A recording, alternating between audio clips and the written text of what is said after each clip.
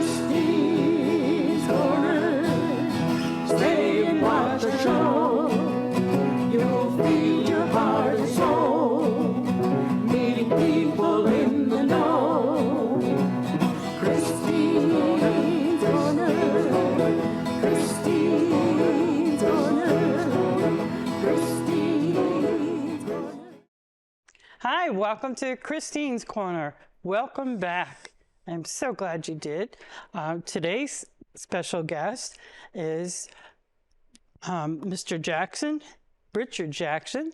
We call him a spiritual mentor. He has done much for many people, with mental health, with people who have not so good spirits in the home, in their soul. Well, we'll ask him all these questions, but first, I want to know what this is. It's in your lap. This was something that when you mentioned, geez, what is it? I think for the show, it's a great little teaching tool. It was given to me by a nurse. Hold it up a little bit. And it is essentially the two triangles intersecting each other, one upside, one the other way, that we're usually seeing that shape as the Star of David or the Israeli flag or some such. And I don't know if that was really its purpose, because that's always been a configuration in geometry, has always been the triangle. Making pyramids, and a triangle is revered in all the ancient religions. It is the strongest shape in the world. But for whatever reason, this thing, I don't know if it has anything to do with this or what I was told was a blessed metal. It might be of like a St. Christopher metal or something. But when I put this on somebody and said, well, maybe it'll afford you some protection. And there were a person who was nervous, I was blessing their house. And I put it on them. I turned around about 10 seconds later, and I noticed they literally had a circle of light around them. And I've since seen people with that. People have remarked to me, wow, this feels really good.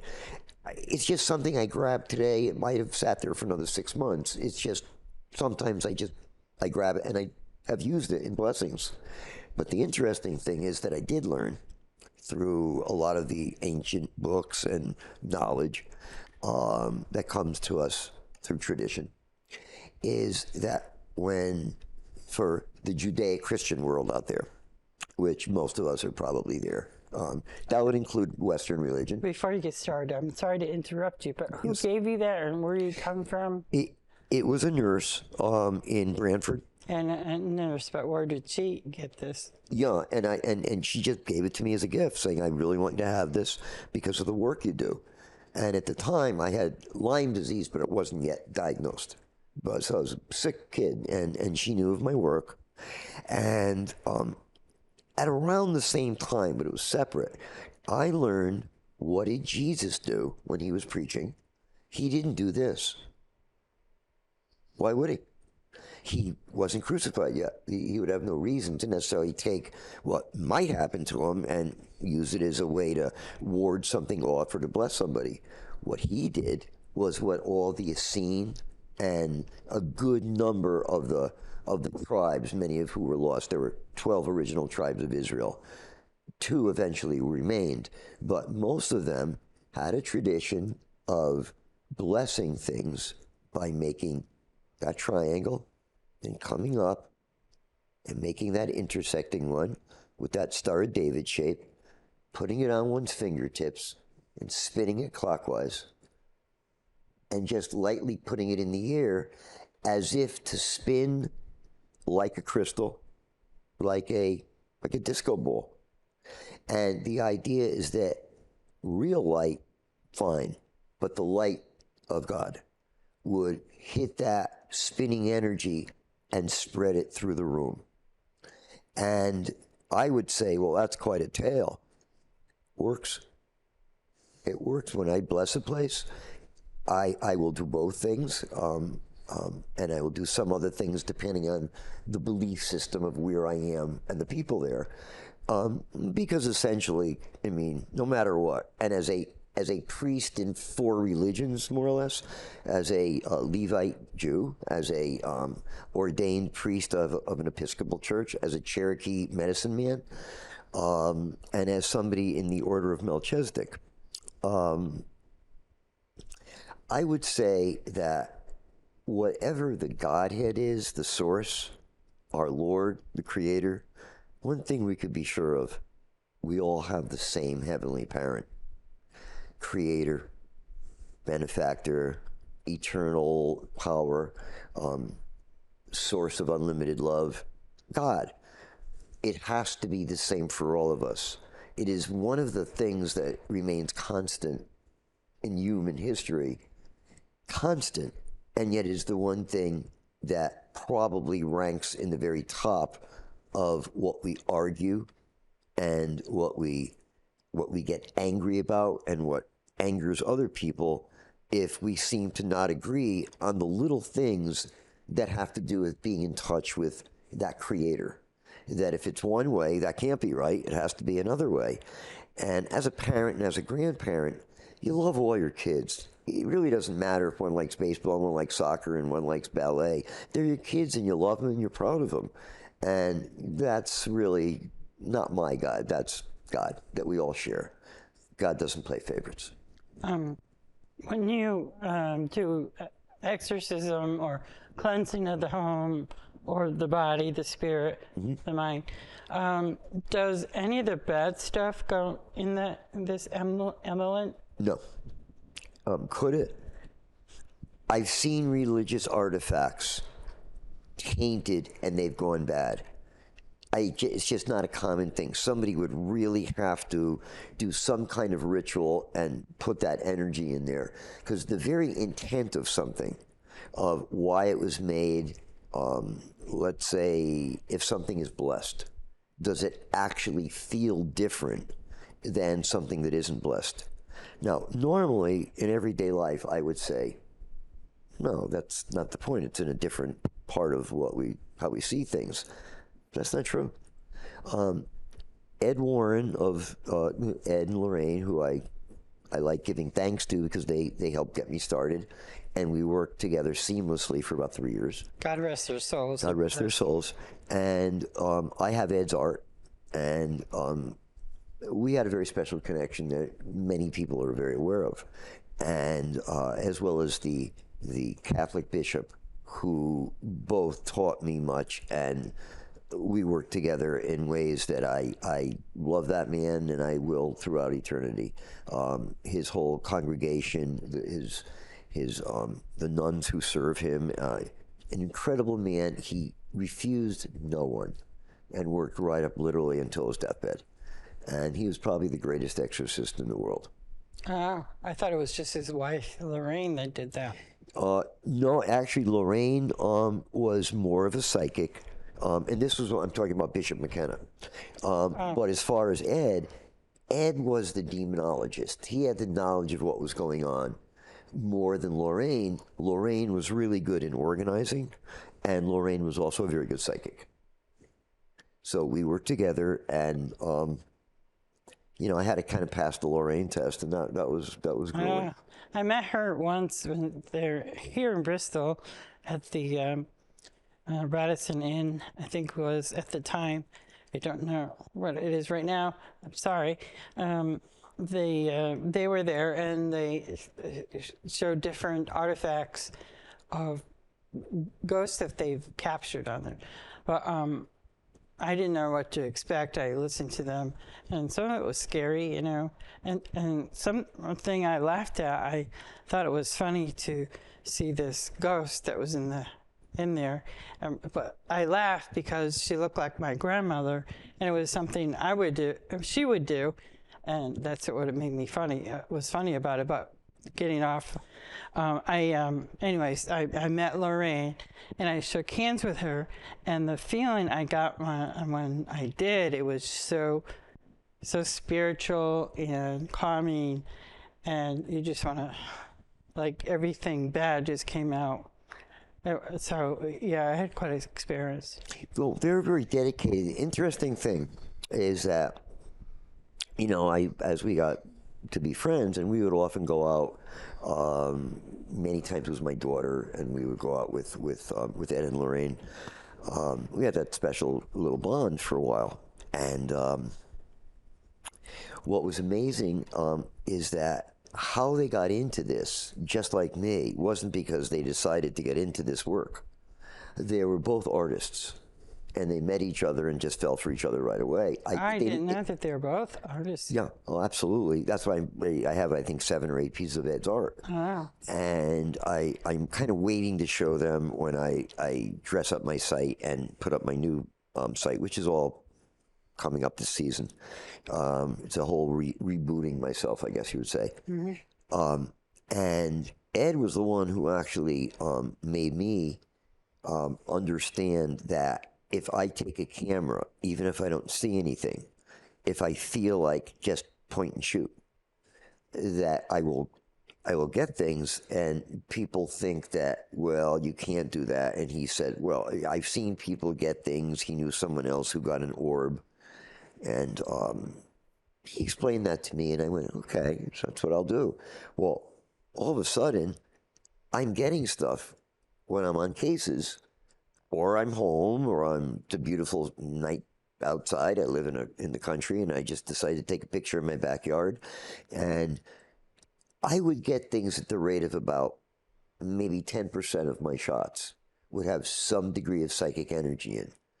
Some were sequence shots and show literally the manifestation of a spirit turning into a dark form, turning into a horrific face, and then something else, watching something out of nowhere manifest into literally a monster. And they're amazing. And Ed tagged me for many years. Papers picked up on it, you know, in New England, in the middle Atlantic states, out west, in Japan, places that we had gone, we had worked. He had tagged me the best spirit photographer in the world. I no longer do that because I don't want to invite spirits I don't want in my life. But I have angelic beings of just incredible, beautiful shots.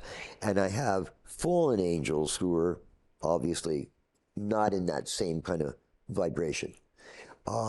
Animals, I noticed when I called animals that I have been with for many years, animals who've passed, and just call them like Buddy, Augie, Elmo, and then take a shot.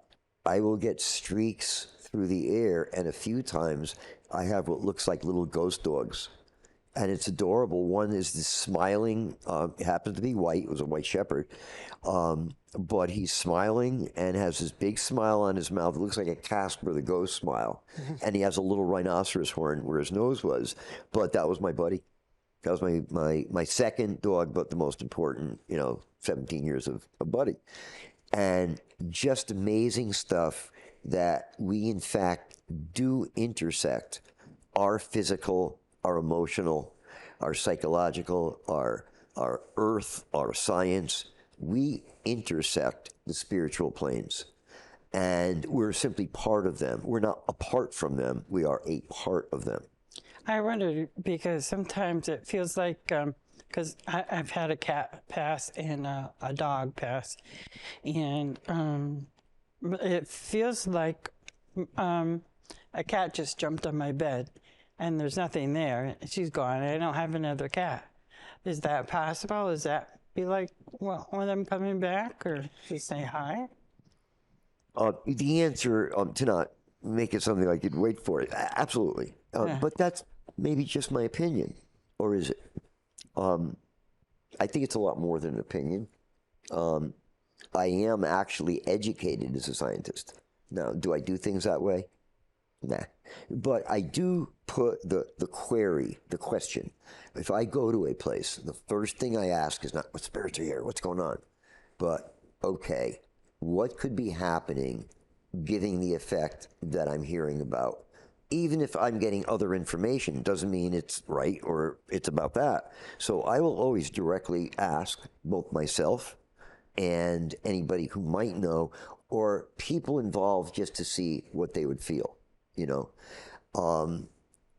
Sometimes when there's a spirit presence, 3 people feel it extraordinarily, one in an amazing way, and then somebody else a little, and then 5 people go, we don't know what you're talking about.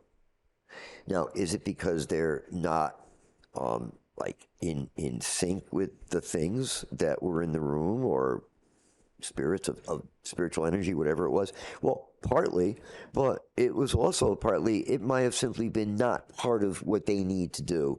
So why kind of get these people into a position where they're connecting with somebody they shouldn't? It's probably a spirit that might be high-minded, say. These people aren't picking up on it. They have no reason to. Leave it alone. Like, the one thing that I've learned, and I tell people, and working with the spirit world has been way beyond amazing, but it's also brought some hardship, and depending on what it is. But one thing that is for certain is it's not always fun.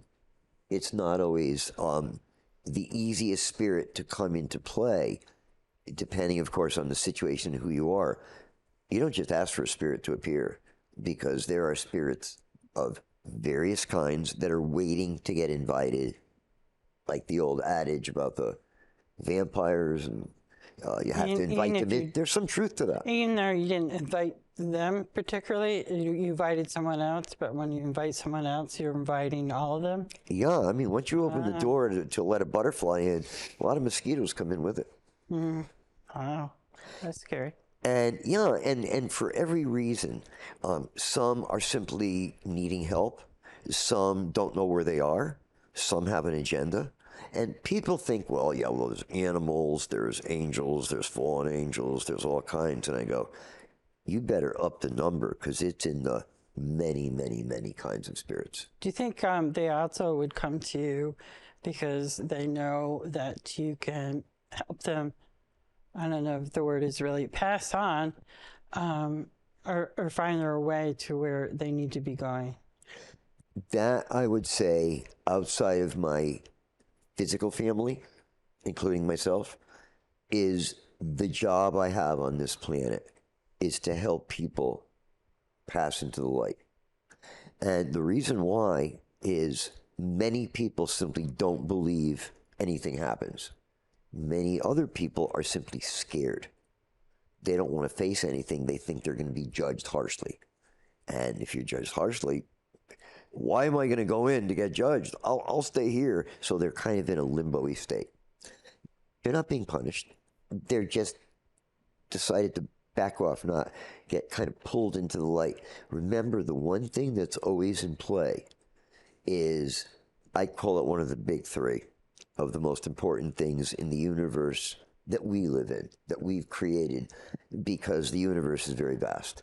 And depending on where you're sitting, you have the universe, but you have the perspective from where you're sitting. And it's an incredible place.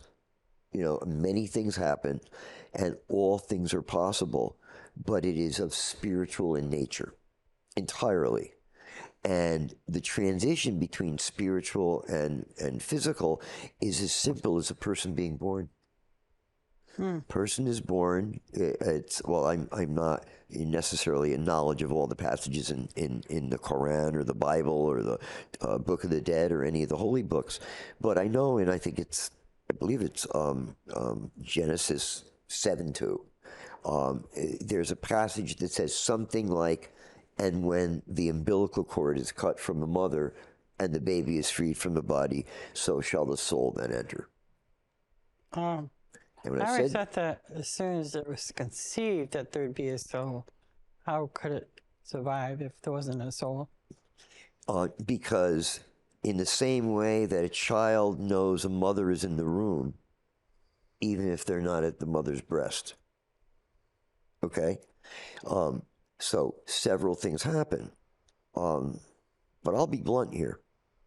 Okay? Because this is something I own, because I have looked high and low, and I've never heard this, what I'm about to say. But I would stand by this, and people have said, well, what would an expert think? I go, they would probably wind up calling me, my place in the food chain, so to speak, is a little higher than what I've made public, because I felt that I needed to put in those 30 years. I didn't have a number on it, but that my work speaks for itself. I didn't want to have to be promoted by somebody who I'm feeding money to say, oh, well, Grady did. It was my work that spoke for myself. So in some areas, I'm really well known. In other areas, you wouldn't know me unless they were watching a particular show or TV or something, which is kind of funny because I've gotten a lot of great press and stuff. But I know that being that I have certain things to say that many people would find, if not off color, they would find it either troubling or somehow either arrogant or, quite frankly, the other way. No, that's not believable. But it's after many, many thousands, constant living with spiritual blessings, problems of every kind on 4 continents. I can promise you, without any shadow of a doubt, that when the soul of a woman has a baby, that baby's soul cannot be in the body of the mother at the same time. 2 souls can't be in the same body at the same time. That's called possession. Oh, I didn't know. When people get home with their baby, or if the baby is born at home, and then they start taking pictures, Uncle Harry, Grandpa, the brother, the husband, that's when they get these wonderful pictures around mom and the baby of orbs. Okay, which is usually simply the simplest way a spirit will appear is in the form of more or less a circle. Because for lack of anything else, it'll either look like psychic energy or it'll be more of a sphere kind of a thing. Just like lead, if you take molten lead and drop it in like the Bessemer furnaces when they created cast iron, they form round droplets. Just the way it is. I've taken some pictures myself, and they had those orbs that you described. And do you know? Okay. And they also have one I just took. We were in Boston with my granddaughter, and there's like a colorful like rainbow that went over them, and it was shiny, like spiritual. Yeah, I think you could take that as sometimes you have to know if it looks good. Does that mean it's good? Probably. Sometimes we got to go with the base law of things. Like if it smells like it's rotten, it's probably rotten. If it looks good, it probably is good. We really have to go with our gut, which I learned in this. I learned it right away in my.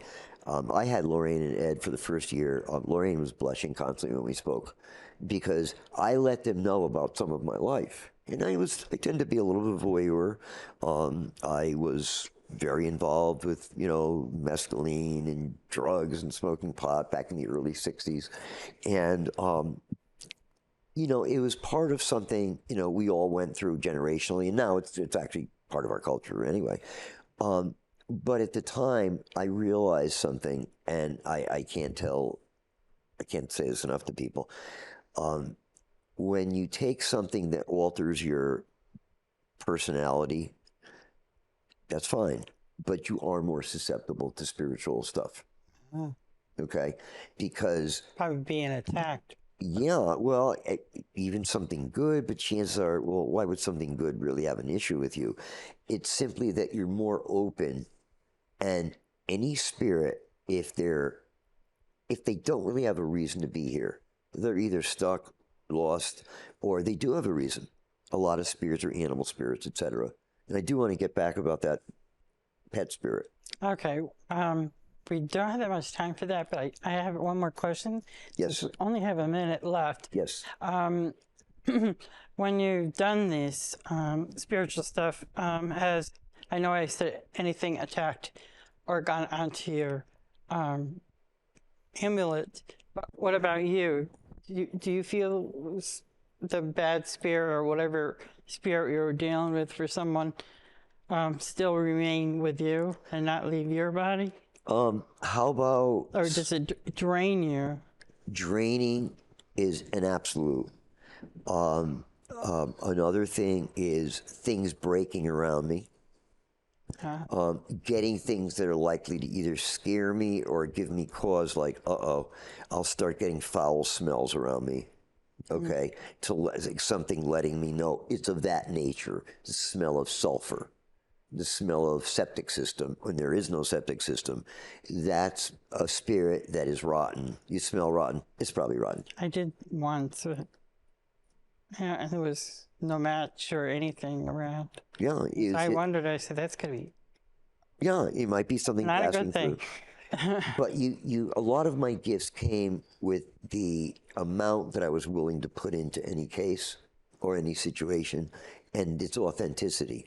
And because of that, I didn't always get the good reaction, but I learned things that most people would never really be able to learn, not because they're any less than me, but because of me deciding and being of a nature of, okay, I'll try it once. Let's see if this works. But I've been thrown through windows. I've had fires in my house. I've had my car pushed off the road by vehicles that in a blink of an eye then weren't there, and yet they had paint on my car. I've had all sorts of things. Most of them are almost too unbelievable, so I don't use them as a way of who I am. But now I'm in the publishing mode and my podcast mode, I might begin mentioning them, but I never wanted to even look like I was using those to go, oh, look at me, look at what I've done, look what I suffer. I think that's really, I wouldn't like anyone saying that, like, oh, I'm very special, I'm really good, look what I do. To me, it's so repugnant, so I don't do it. I need to stop you there. I'm sorry that the show has ended.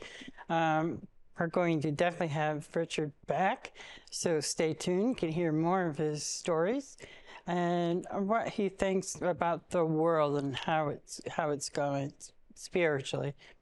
I thank you for tuning in. I love you. See you again. Thank you. Thank you.